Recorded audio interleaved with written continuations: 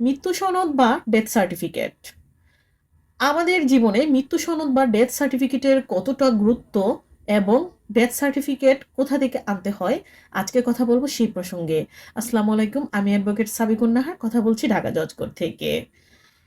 কয়েক বছর আগেও মৃত্যু সনদ বা ডেথ সার্টিফিকেটের গুরুত্ব তেমন ছিল না। বর্তমানে কিন্তু অনলাইন বেসিসের ডেথ সার্টিফিকেটের প্রয়োজন হয়। একটি ডেথ সার্টিফিকেট ছাড়া কোনো প্রপার্টি ক্লেম করা যায় না, কোনো ওয়ারিশগণের মধ্যে সম্পত্তি বন্টন করা যায় না, ব্যাংকের টাকা ট্রান্সফার করা যায় না এবং আনুষঙ্গিক আরও অনেক বিষয়াদি ডেথ সার্টিফিকেটের সাথে জড়িত।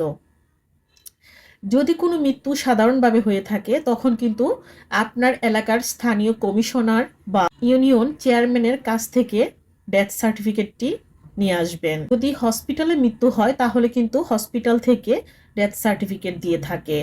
আপনার কাজ হচ্ছে সেটি অনলাইন করে নেওয়া। অনলাইন করে নেওয়া মৃত্যু সনদ কিন্তু একবারই উঠানো যাবে।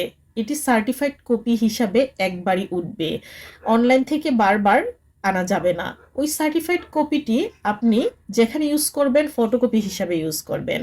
আর যদি মনে হয় কোথাও সার্টিফাইড কপি জমা দিতে হয় তাহলে কিন্তু আপনি জমা দিয়ে পরবর্তীতে আবার সার্টিফাইড কপিটি আপনার কাছে রেখে দিবেন। আশা করি বুঝতে পেরেছেন যে মৃত্যু সনদ আমাদের কতটা গুরুত্বপূর্ণ। তো ধন্যবাদ, ভিডিও ভালো লাগলে শেয়ার করে দিবেন। আল্লাহ হাফেজ।